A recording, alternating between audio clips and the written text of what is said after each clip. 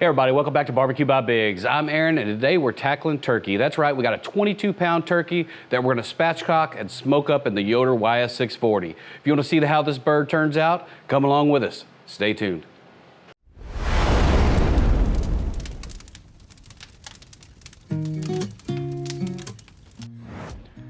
All right, welcome back. Today we have a 22.67 pound turkey and we're gonna cook it spatchcock style. Spatchcock meaning that we're gonna cook it flat out instead of whole. So to do that, to make this a spatchcock turkey, we're just gonna take this knife down the backbone. So we got this breast down, we have the backbone here, and we're just gonna cut us a little line on each side of that backbone. Just cut it just like that.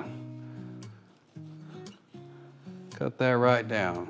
That's gonna give us kind of our guidelines to take our kitchen shears and cut that out. If you don't have kitchen shears, you can get a bigger chef's knife and you can go ahead and hack that through there.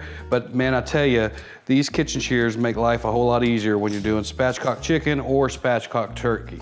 So we'll just come down this line with our kitchen shears here. These are some cheaper Oklahoma Joe's kitchen shears that we bought off of Amazon. I'll leave a link in the description below, but you just take them and you just come through here and it does a great job of cutting through those bones.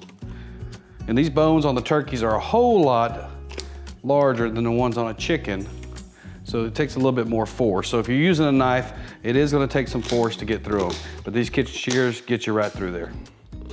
So we'll get this cut up and bring you right back. All right, once you get that backbone out, you can see right here, this is where the breastplate is. What I like to do is go through the breastplate, put a little cut on this side and a little cut on that side. It makes it easier to get it to lay flat. So then all we're gonna do is take this, flip it upside down, and then we're just gonna pull on the bottom until you can listen. You'll hear it crack. And you'll do that on both sides. Hear that crack on both sides? So now we got that flat. And then we're just gonna take the rest of it and lay it out. So remember, it's still a pretty big bird. It's still gonna take up a considerable amount of room, but it's not that big old bird, and this is gonna cook a whole lot evenly. So why this is better, in my opinion, than cooking it as a whole bird is that you're getting even heat all the way around the breast area and from underneath, and it cooks a whole lot quicker. So this bird will cook a couple hours quicker than it would if you cooked it as a whole bird by having it laying flat. So we're gonna take some paper towels, get this dried up. We'll bring you back for the seasoning.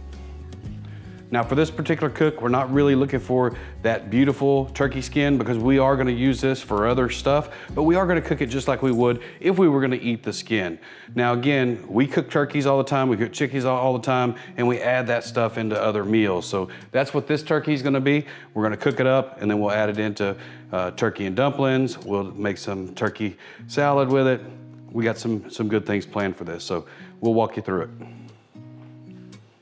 All right, now that we got it patted dry, we'll just flip it over here. And we're gonna take all that nasty neck fat skin off. So we'll just cut through that. Any other unsightly pieces that you see, just go ahead and trim those off. This one seems to be pretty clean, so we'll leave it just like it is.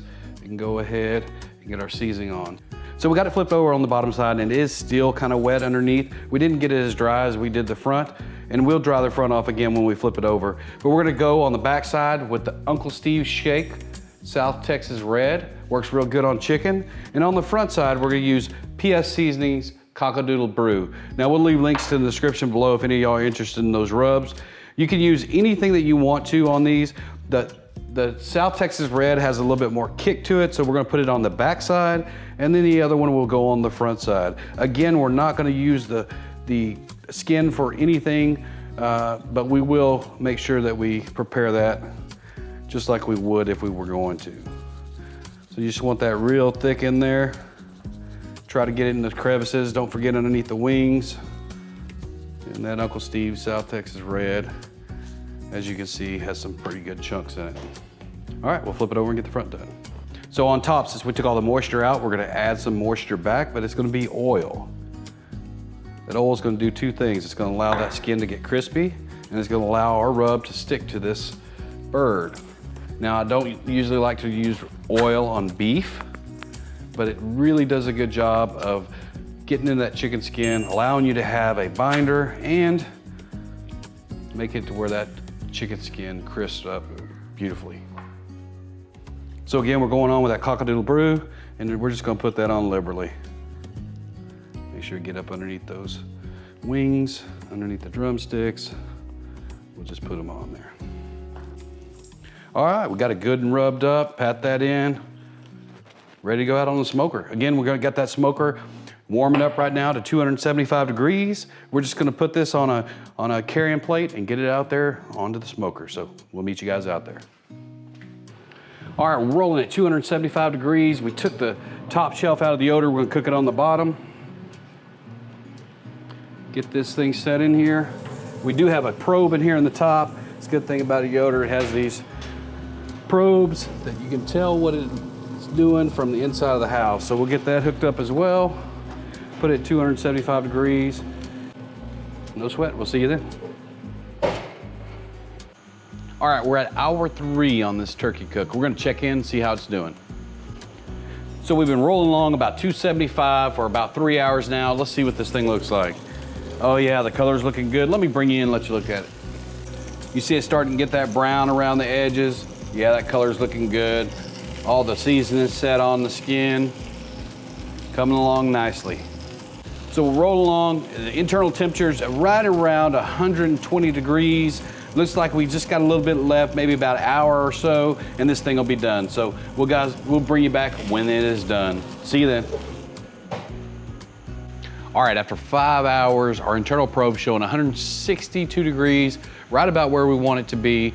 We're gonna check in, make sure it's done. If it's done, we're gonna pull it off, tin it with foil, let it come to rest. So let's check in on it.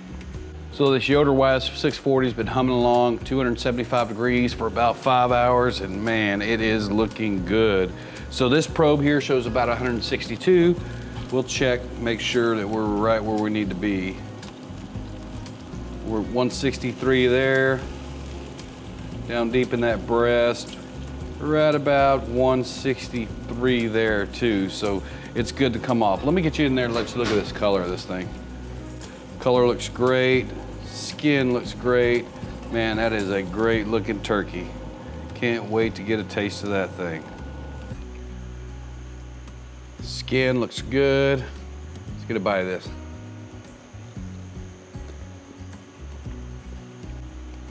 Man, I gotta tell you, it's delicious. It's gonna make a lot of meals, and it's gonna make the wife happy.